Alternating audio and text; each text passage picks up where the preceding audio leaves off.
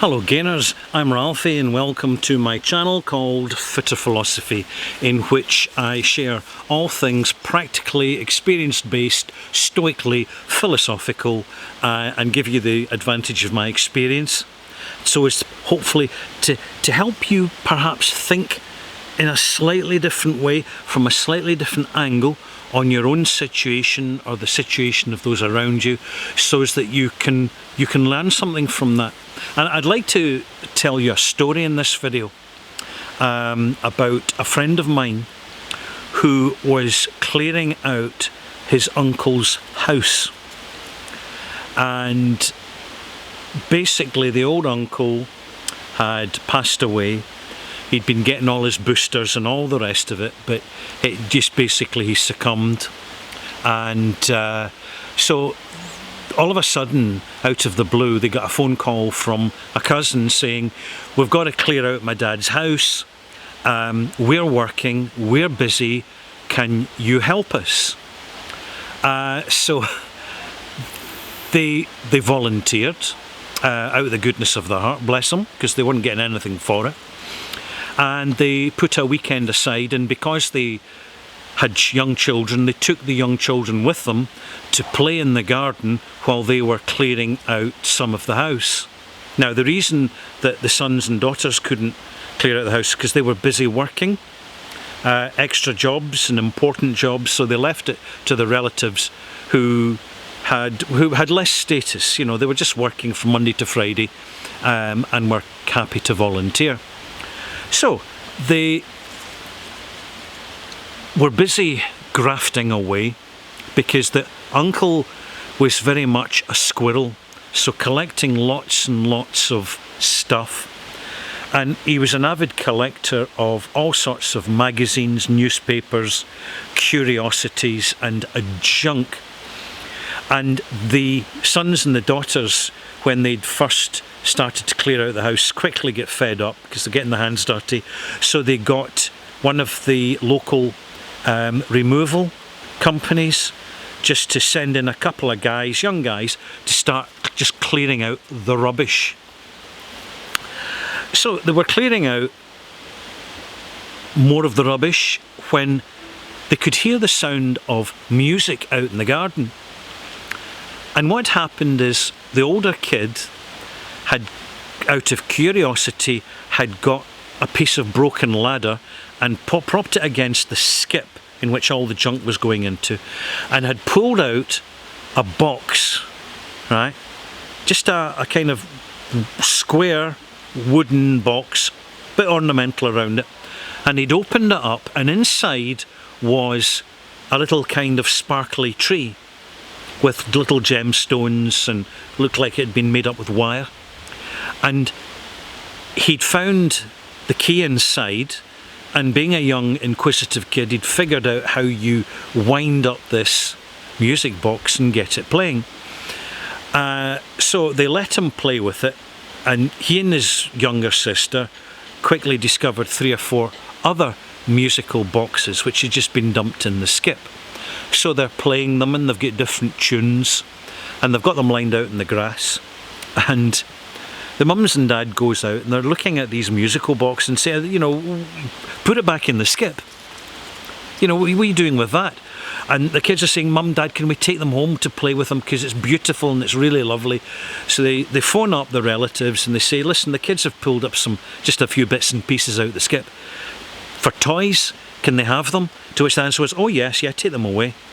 So the kids back at home, the kids were playing these musical boxes when the guy's friend arrived, who was, an antiques dealer. And he hears the sound of the musical boxes coming from the kid's bedroom, and he starts to kind of frown a little bit, and he says, "They're quite loud for musical boxes. They're not standard contemporary musical boxes. Can I see them?" So the kids are invited to bring down their musical boxes that they got off the back of a skip for the dad's pal. And he has a good close look at them, and sure, one's a bit scratched because it had been thrown in a skip and damaged, but superficial damage. repairable damage. And basically the 4 musical boxes that the kids had salvaged were worth over £300,000. £300,000. So what's the moral of the story? They went into auction, by the way, in London. They were handmade by a French jeweller, and that's as much as I ever got to know about it. But they were immensely valuable. They went back and checked the skip. There were several other musical boxes which had been smashed to pieces by what had been dumped on top of them. And when it was brought to the attention of the son and daughter of the deceased, who knew nothing about it because they never visited the old guy and didn't take any interest, they were basically, the first thing they wanted to do was sue the house clearers for damaging valuable antiques and all the rest of it. Got absolutely nowhere. But it just shows you that it is too easy to go through life in our own little lane and miss huge opportunities which come up right in front of us in all different directions, in all different styles, all different kinds of opportunities. And it was only through the kids playing out in the garden and rummaging through a skip, that they actually salvaged these from disappearing forever. And it happens all the time. House clearances.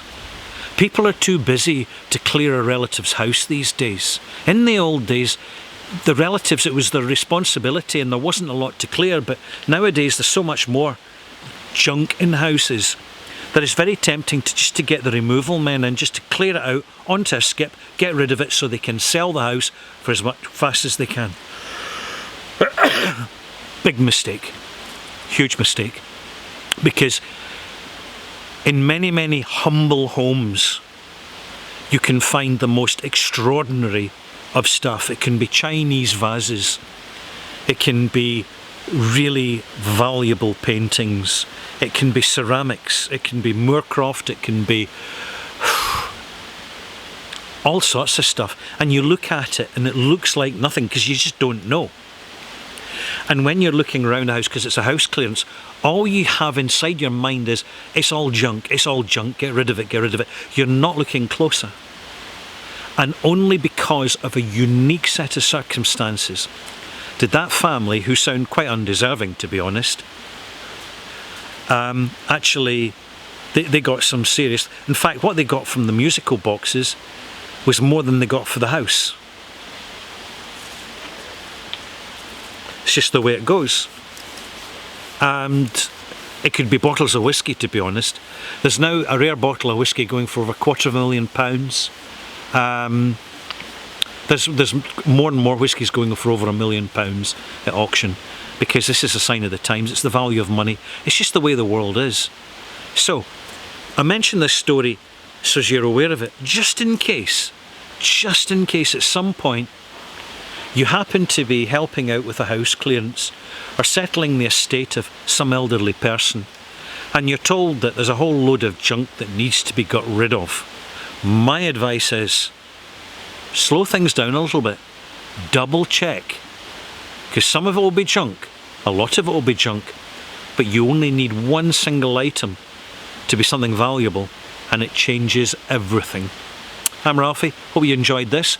If you did, subscribe, click likey, and I'll speak to you soon here at Fit of Philosophy. Bye.